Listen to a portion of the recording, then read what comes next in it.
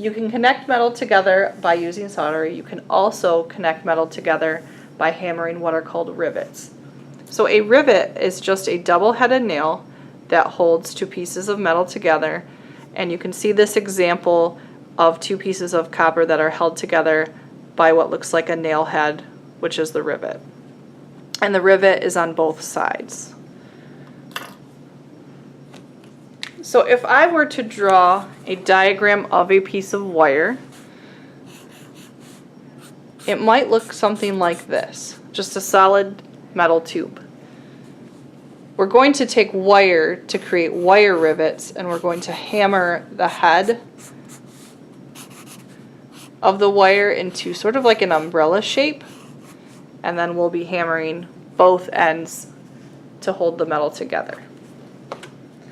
So to get started, you will need two pieces of scrap metal, and you'll need to drill a hole in each of them.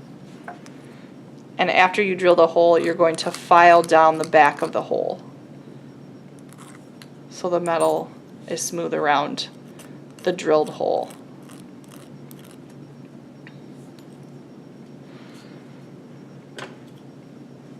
Once you're finished with that, you're going to get some wire, and you're going to use 14 gauge wire. That's the thickness of wire that you need to use for riveting. So I'm just going to get about an inch of wire, and I'm going to set it up in a tabletop clamp. You might also have some that are attached to your table on the side, so you can look for that and use those. And I just want a very small amount poking out of the top of the clamp. And I want to make sure that the wire is clamped in pretty tight. The next step is to just file the top of the wire so that it is flat.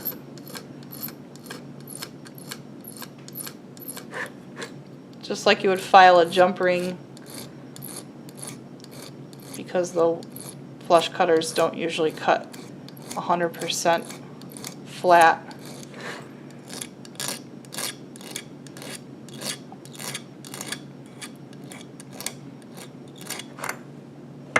Okay. Make sure the wire is poking up straight too. If it's not straight, you can take pliers and just kind of bend it back so it's straight up and down. Okay, so now what I'm going to do is start hammering the rivet. And I'm going to use a special hammer that's called a rivet hammer. It's a little bit smaller than a standard hammer, and it has a pointed end and a flat end. And the flat end is going to be the end that we use to hammer the rivet. When I hammer the rivet, I'm going to use a technique where I'm hitting the head of the wire, and then I'm going to hit off of the wire. And I'm going to work in a circular motion around the head, and then I'll keep going around and around hitting the wire head until it creates that umbrella shape that a rivet has. So again, I'm hitting on the head and then off of the head.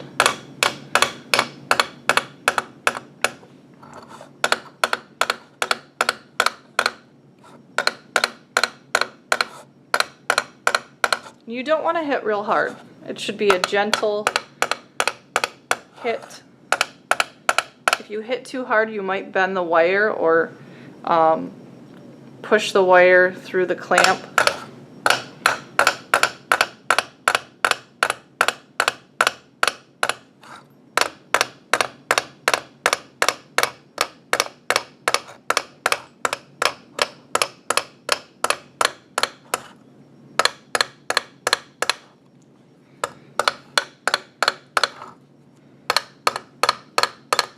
And stop every now and often and look at the head of the wire to see if the rivet is forming.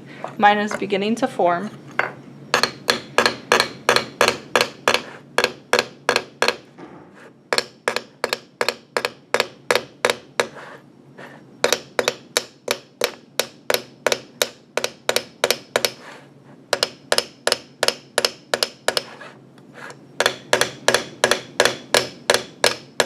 And if you hit it too hard at all, you can always take pliers and straighten out the wire.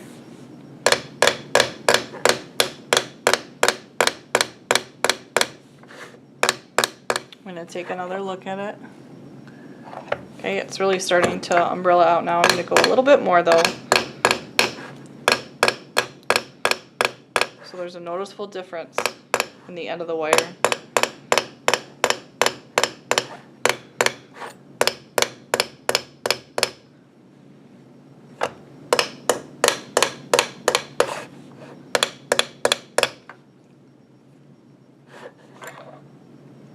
You might have to stop and look and see if there's any sides that might need more work than another side. Sometimes that will happen.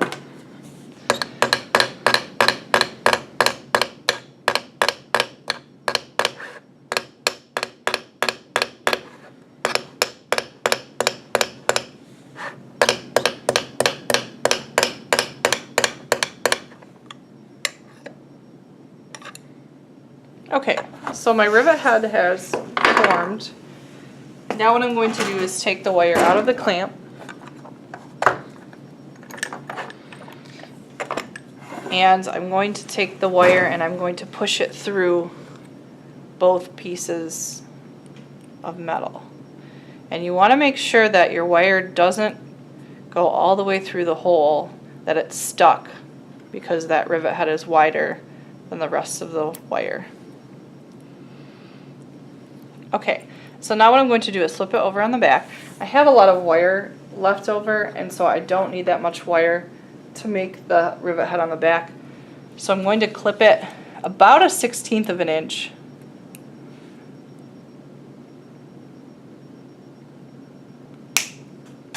Which is not a lot at all.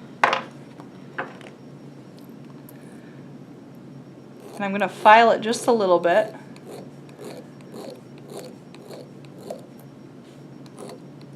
So that I get another nice rivet head forming. Okay. So now what I'll do, on an anvil of course too, is hammer the other rivet head. And so I'm going to hold on to the metal like this.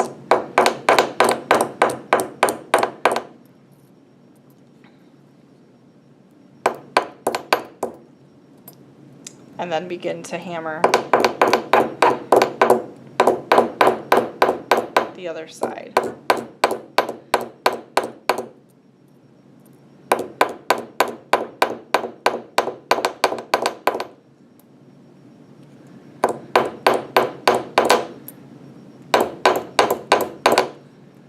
So this time you don't really have to worry about the wire bending,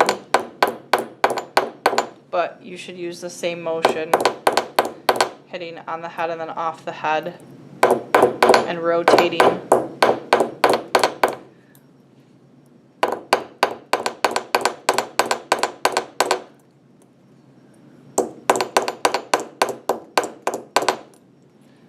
I'm just going to take a look at my work.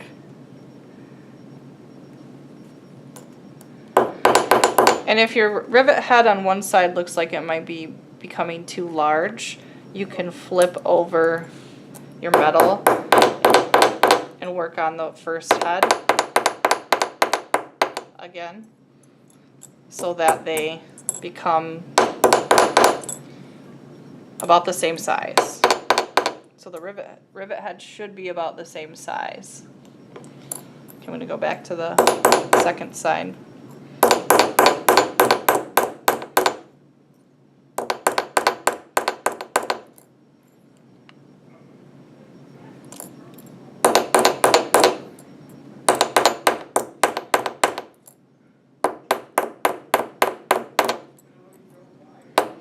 Again, your rivet head should be a shape like this.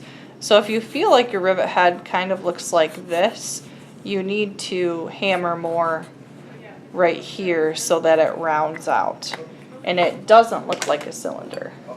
So I'm going to keep hammering until I get that look to it.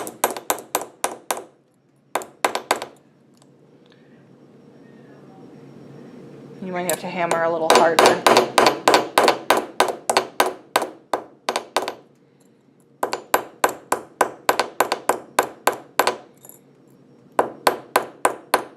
But you don't want to totally flatten out the rivet. If you hit too much or too hard, you'll flatten out the rivet and then you can't even see the rivet head. So make sure that you don't do that. Okay, so you're going to hammer until you have that rivet head shape, and your metal should also be riveted together so tightly that the metal pieces can't move.